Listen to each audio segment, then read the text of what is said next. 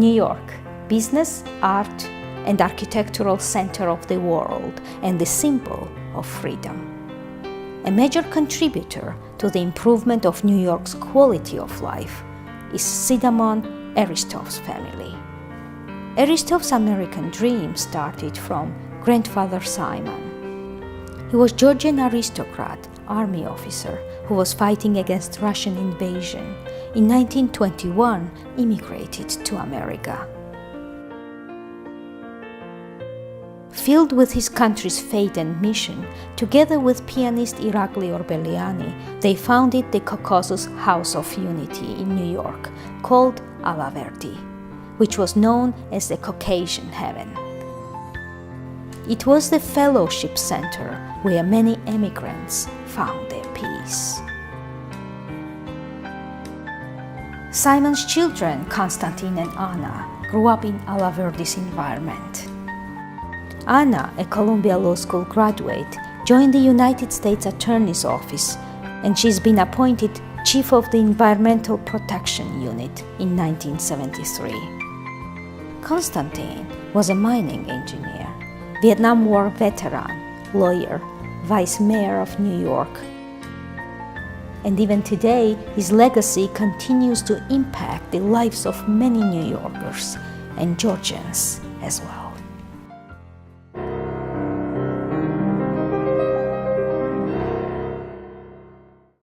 Our program's guest is a very special person, very close and dear to every Georgian's heart, who is a descendant from Georgian nobility, Mr. Cony Sidamon Eristoff.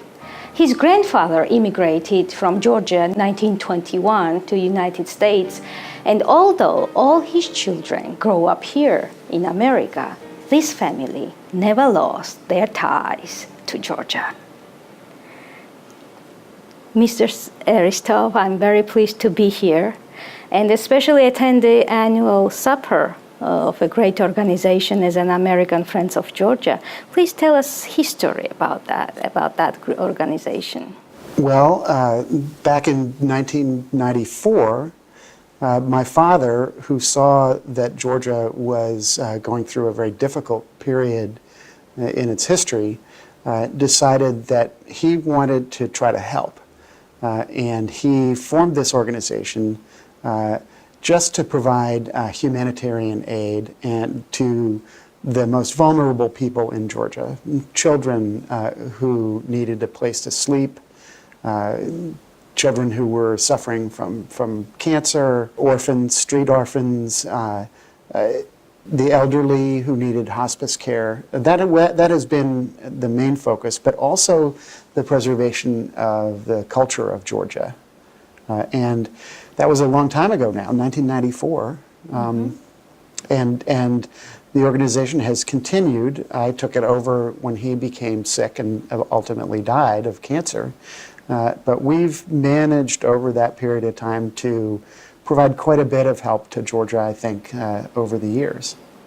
Yeah, it's well known that organization does lots of charity work in a social, in educational, in economy, and also in the environmental field in Georgia. So you do all those great things for that country. What is your motivation? Well, I think it's a family tradition of philanthropy. In my personal case, there are lots of causes that our family has supported. We've been very fortunate, and we want to do something to help other people.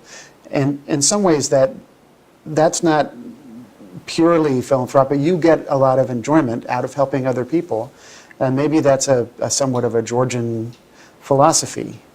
But I take great pleasure in being able to help. So I think other members of my family do, and we get something back out of that experience as well. Great. This organization manages Marusia Chavchavadze, who is also coming from great noble family of Georgia. How your family roads crossed? Well, I think my father became friends with David Chavchavadze, Marusia's father, in New York back when I'm not sure exactly when that was, but I feel like I've known Marussia my whole life. And in fact, I believe she worked for my brother as his chief of staff when my brother was in political office as a city council member. And so the family ties go way back. So let me go back from the beginning. When your grandfather emigrated to United States, he was a Georgian aristocrat, military officer, and he was fighting against Russian invasion. Yes. And he came here, he got engineer degree, he got married, had 2 children, your father Constantine and daughter Anne. He also had a child before he came here, and who was living with his sister when he emigrated. Yeah. And she eventually came over as well. So he actually had 3 children. That's very good. Irina. Yeah. And he wrote a book to my grandchildren in a memory of Prince Simon Sidamon Eristoff. And that's actually a very nice book because it's a very good guide for Georgian immigrants. There's a lot of Georgian history as well. Right. And it's not just for Georgian immigrants, immigrants for all, because he gives you good formula how to be a good, moral, and right immigrant here, and how to give this country your best. That's what this book is all about. And he had a great vision, so he wrote that book. I think the idea for the book was really from my parents and maybe even my mother. And they made him sit down in front of one of those old reel-to-reel recorders, and they put a microphone in front of him and made him tell all of the old stories that they had heard him tell, 100 times. And they saved those recordings. Right. And my aunt actually put those recordings on CDs. So I had the opportunity to listen to them in their entirety. And they are just, it is so strange to hear his voice speaking to you, as if he's right there. And I asked my father if he wanted to listen, and he said, no, I can't, I can't do it. But he, that's a wonderful, in addition to the book, that's also a wonderful legacy. This is a letter, actually the document from Georgia 1913. My grandfather bought the land in Shida-Kartli, Georgia's village Plavi, from Gregory Konstantinovich Eristoff. Really? So our relationship started century ago, not just yesterday. You should have this framed. Right, so that's very interesting, wonderful. And I'm very proud. And when I knew I was coming here, this letter came to my mind. I look at such an old seal. I know. What year was that? 1913. 1913. Right, was written. That way they were making deeds. Yeah.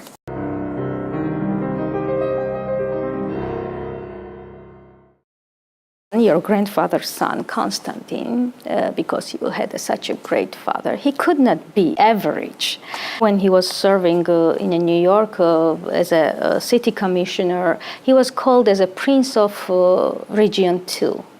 And because New York had today very clean water and does not require filtration, that's a deserve of your father. He served at the city level under Mayor Lindsey. And there was an article in the New York Times that said, City Hall's own prince. But then he served at the state level as part of the Metropolitan Transportation Authority Board. And I think what you're talking about when he was working on clean water issues was he was the Region 2 administrator for the Environmental Protection Agency under George Herbert Walker Bush, the first President Bush. What happened was that the Safe Drinking Water Act requires that every city over a certain size install a filtration plant to filter its water supply so that any pollution that might be in the water is removed. And New York City is obviously a very big city and therefore was subject to the filtration requirement. And it would have cost New York City an enormous amount of money to build a filtration plant. New York City's water comes from a series of reservoirs in upstate New York in the Catskills. And I think the cost was put at $6 or $8 billion to build a filtration plant, which would have been an enormous burden on the city. And my father signed off on and approved a proposal to take a different approach to water cleanliness. He gave them a waiver under the Clean Water Act to avoid filtration if they would implement a plan that protected the land around the reservoirs and made sure that nothing bad that could cause pollution would take place in the watershed, which is the area that drains into the reservoir system. So that saved New York City an enormous amount of money, but it also meant that no chemicals and things were being put in the water. The land in the Catskills would also be preserved. And so that created a great deal of open space and beautiful countryside in the Catskills. And oddly enough, Dad's on his mother's side, not the Georgian side, but his great-grandfather on his mother's side had come to the Catskills from Connecticut. He was the first family member to move to New York. Oh.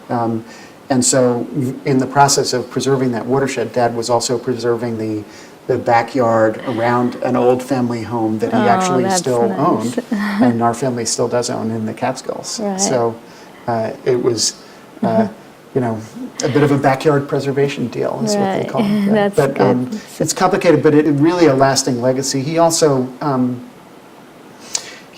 reopened an action against General Electric Corporation to have a chemical called the PCBs removed from the Hudson River, which has made the Hudson very clean.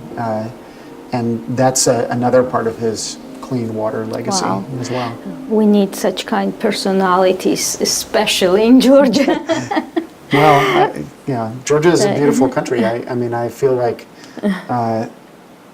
is there an environmental movement within Georgia? Yeah, there is. But our water is filtered, so it's not like New York. When I tasted first time this city, New York's water, my mind blew because it's so delicious. Really, you taste water. If you want to taste water, you gotta go to New York. So it's really they call very it the clean. champagne of drinking water. It is. And I cannot not mention this. When he was working as a city commissioner during John Lindsey, he was doing quality life issues. He was working on like subway inspections, the bike lines, and to reduce traffic, you've done your homework, what we have in Tbilisi big time. So his legacy, more rails, less trucks. What is his philosophy in more this rails, less trucks? Less trucks. Well, think about how much you can transport on a train compared to the amount that you can transport by car. It's much more energy efficient, and it's much cheaper to transport goods by rails. So I suppose that's what I can't get inside his head and tell you exactly what he was thinking at that point, but I think that's probably what he had in mind. For every car that we take, for every person who rides a subway or a train, that's one less automobile, even if maybe you put two people in an automobile. But on average, so people who are drivers should actually care about mass transportation. It's very important to them, even though they think, money that's being spent on mass transit is not being spent on me. Right. But only with mass transit can you meet your transportation needs without the traffic really getting out of control. So I wonder whether Tbilisi now is having terrible traffic problems. I understand. It is terrible, but once we had a great trolley cars there, great electric things, and it was a kind of a forgotten culture now. So they're thinking to rehabilitate this again, but that will be great. Again, that will be more reels, less trucks. So. Georgian director Rezo Tapukashvili, he's a great documentarist.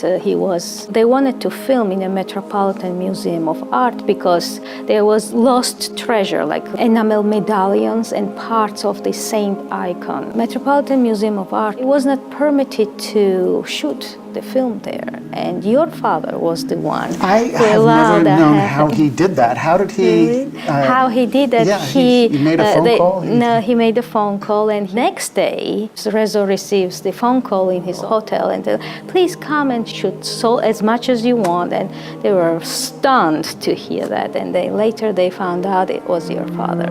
დილით სასტუმროში ტელეფონი დაგვირეკა უცნობმა ქალბატონმა მუზეუმიდან, რომელმაც გვითხრა, დილის 10 საათიდან 3 საათის განმავლობაში შეგიძლიათ აწარმოოთ თქვენი კინოგადაღება. მეცნიერები გავეშურეთ მუზეუმისაკენ. მადლიერებისა და მეგობრობის ნიშნად მუზეუმი თავის თავზე იღებს გადაღებასთან დაკავშირებულ ხარჯებსო. მოგვიანოთ შევიტყეთ, რომ ამ საკითხში ჩვენ სასარგებლოდ ჩარეულა ერთი მეტად გავლენიანი ჩვენი თანამემამულე, გვარად ერისთავი, ამერიკაში დაბადებული, ერთხანს ნიუ-იორკის ვიცე-მერის თანამდებობაზე ნამსახური, ამჟამად საკუთარი საადვოკატო ბიუროს მფლობელი ნიუ-იორკში მეხუთე ავენიუზე.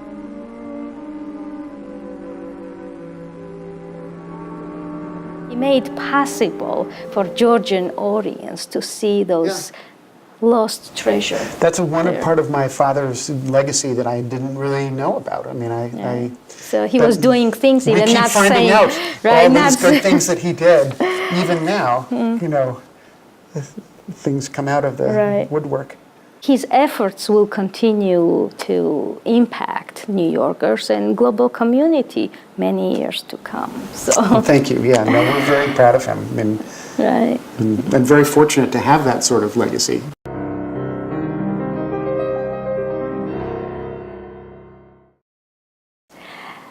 Our ex-president, Mikhail Saakashvili, was very fond of him. Your father had a big influence on his political career. And your family was invited on his inauguration. And how Georgia greeted you when you went there? Well, I did not go, just my parents. And they say that they were welcomed very, very warmly. The story with Saakashvili is that he was getting a Master's of Laws degree at Columbia University. And I don't know how he made the connection with my father, Georgian. My father had gone to Columbia Law School. And so he arranged an interview for him at his law firm, Patterson, Belknap, Webb, and Tyler. And I think part of the requirement for getting the Master's of Laws degree is that you have some work experience in an American law firm. So that began their friendship. And I think that they had a dinner for him. When they went over for the inauguration, they were seated right on the podium, kind of right there. Nobody really knew who they were, and the secret police or whoever, the security detail, held up the entire inauguration until these people who were not in any official capacity, until they could be interviewed to find out who they were. Who are these people? But they had already been to Georgia before, and Georgians are welcoming to everybody, but especially to mom and dad. They were just wonderfully welcoming, and they were really treated like celebrities, so it's a wonderful welcome. Did your father ever thought for his both sons, one fine day they will become presidents of the United States? I don't know whether in the secret recesses of his imagination that he thought that, but he never was the kind of father who he wanted us to be happy in our careers and successful in whatever it was that we chose to do. And you didn't mention my sister, and your but sister he might have wanted also? her to be Why? president too.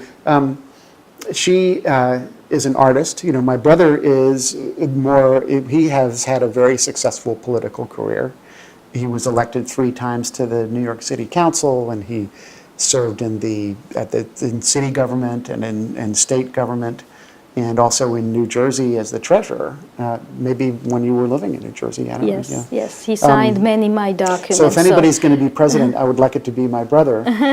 But my father, I don't think he tried to impose his own ambitions on his children in that way, which is, I think, a good example for a father, for fathers everywhere, really. But my brother's not too old. He still has a chance. So let's. That's good. We will be #1 supporters. Yes, exactly. He'll get the Georgian vote.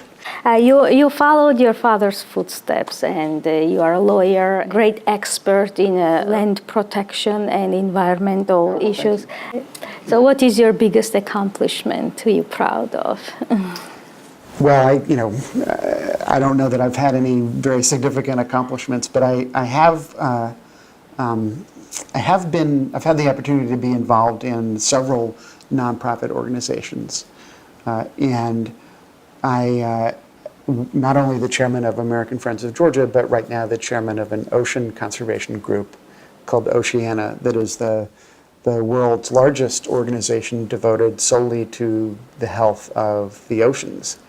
And we have grown that organization over the last 12 years from a budget of about $3 or $4 million to this year a $40 million organization. Wow. It has offices all over the world, not just in North America, Canada, here in Washington. We're opening an office in Mexico, Belize, Peru, Chile, the Philippines. Maybe one day we'll be in Georgia too. Well, maybe. At this rate, yeah. But I mean, all through Europe, and it's been that being part of that project has been something that I'm very proud of, and sort of starting something new and seeing it grow into something that is a real sort of worldwide force. Great. But that's not a personal accomplishment. That's a group thing. Well, still. So I met yesterday your wife. She's a very nice personality. She's very classy, very warm, very caring. How much role does she play in your success? I certainly wouldn't have achieved very much without her support and encouragement. Mostly, we've been married since 1982. And I think that, having a happy, stable marriage and home situation and children gives you the base to work from to accomplish anything. That's the most important part of my life, is those relationships with my family. And without that being happy, then nothing else really would be possible. So. And when I look at your family, I see they're all members of family, very close to each other. They not split apart. They kind of coming close, very, very tight, like a one fist together. Yeah. In the good times, in the bad times. That's a very Georgian tradition, very Georgian gene, I see. That's interesting. The way you approach to family values. Big part in this plays your mother, who keeps family together. She does, the matriarch. Yeah. Right, and she became somehow a little bit of Georgian. I think she is. She's certainly an honorary Georgian. Yeah. Thank you very much for your time. Things you do for Georgia and for many of us. Thank you. Yeah.